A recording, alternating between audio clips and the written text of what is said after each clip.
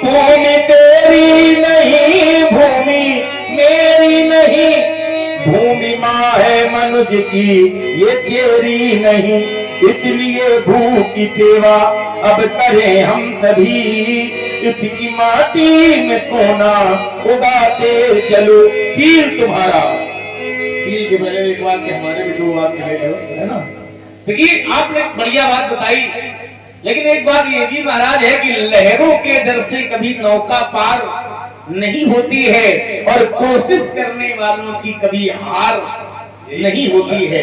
देखो नन्ही चींटी को चलती है, चढ़ती दीवारों पर 100 बार फिसलती है, चढ़कर गिरना गिरकर चढ़ना न अखरता है, मन का विश्वास रगों में साहस भरता है। क्यों? क्योंकि हर बार मेहनत बेकार नहीं होती है और कोशिश करने वालों की कभी हार नहीं होती है। असफलता एक चुनौती है, इसे स्वीकार करो तुम, क्या कमी रह गई देखो और सुधार करो तुम। जब तक न मिले सफलता नींद चैन को त्यागो तुम, संघर्ष का मैदान छोड़ करके मत भागो तुम। क्यों? क्योंकि कुछ किए बिना यूं ही जय जयकार नहीं होती है और कोशिश करने वालों की कभी हार नहीं होती।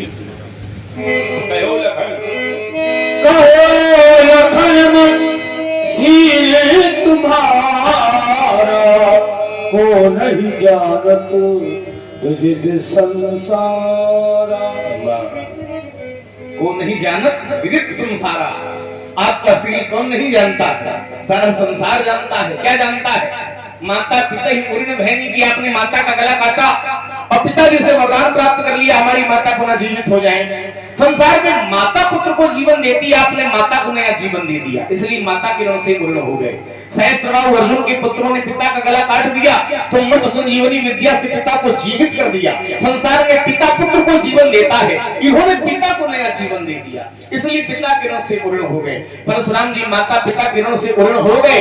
हम और आप यदि माता पिता के ऋण से पूर्ण नहीं हो सकते हैं तो रामलीला देख करके ये संकल्प ले सकते हैं कि आज से हम सभी लोग अपने अपने माता पिता की सेवा करेंगे। क्योंकि सुन जननी सुन सुत बड़भागी और जो पितु मातु वचन अनुरागी, चार पदार्थ करतल ताके और प्रिय पितु मातु प्राण सम।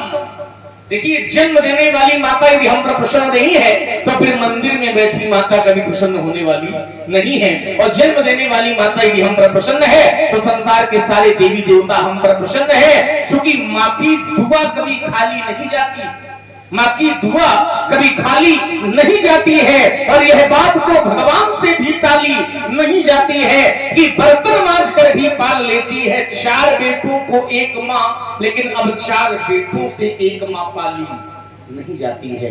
तो हम अपने संस्कार की ओर लौटें, संस्कृति की ओर लौटें।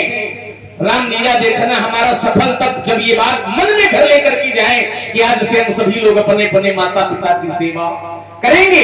एक ऋण इनका बाकी जिसका गुरु जी का, और गुरु जी का तोड़ा गया है धनुष, तो सोच रहे हैं कि लक्ष्मण का गला काट रहे तो गुरु जी के ऋण से ऋण हो जाए।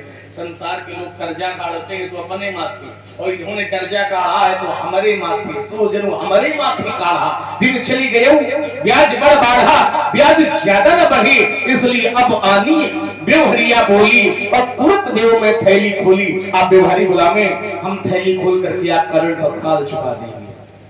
गुरु जी का ऋण रहा है, गुरु जी का ऋण शेषनाग से लेना है। तुम शेषनाग तो हो नहीं। मानस कहती है व्यास जी, जाकर चित अहिगति संभाई अश्वमित्र परि है भलाई। जैसे मनुष्य में 4 वर्ण होते हैं वैसे सर्पों में भी 4 वर्ण होते हैं, ब्राह्मण क्षत्रिय वैश्य शूद्र। भविष्य पुराण कहता है ब्राह्मण सर्प जब डसेगा तब सामने से डसेगा, क्षत्रिय सर्प डसेगा दाहिनी ओर से डसेगा, वैश्य सर्प डसेगा बाईं ओर से डसेगा और शूद्र सर्प डसेगा सदैव पीछे से डसेगा। भविष्य पुराण ये भी कहता है सर्प के 240 पैर होते हैं। कितने पैर होते हैं? 240। उंगलियां 220, संधियां, संधि माने जोड़ 220, दांत 32, दाढ़ें 4, काली कराली मकराक्षी यमदूती। चारों दाढ़ों के 4 देवता, काली के ब्रह्मा, कराली के शिव, मकराक्षी के नारायण, यमदूती के यम। सर्प की मृत्यु 8 कारणों से, सर्प काटता है 8 कारणों से, और सर्पों की तिथि है पंचमी।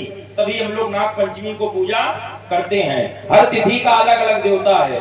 प्रतिपदा के देवता है अग्नि, द्वितीया के ब्रह्मा, तृतीया की गौरी, चतुर्थी के गणेश, पंचमी के नाग, षष्ठी के कार्तिकेय, सप्तमी के सूर्य, अष्टमी के वसु, नवमी की दुर्गा, दसवीं के काल, एकादशी के विश्वदेव, द्वादशी के विष्णु, त्रयोदशी के काम, चतुर्दशी के शिव, पूर्णिमा के चंद्रमा और अमावस्या के पितर।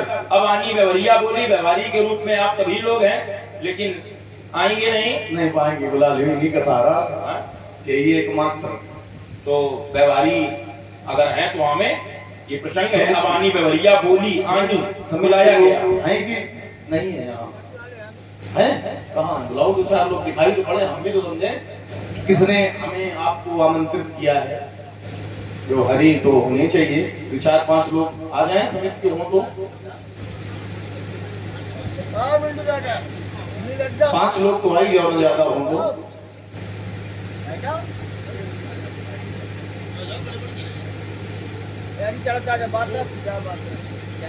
ठीक है, यहीं खड़े हो जाओ।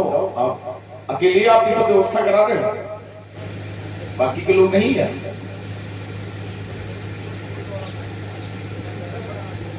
अरे आना चाहिए व्यवहार।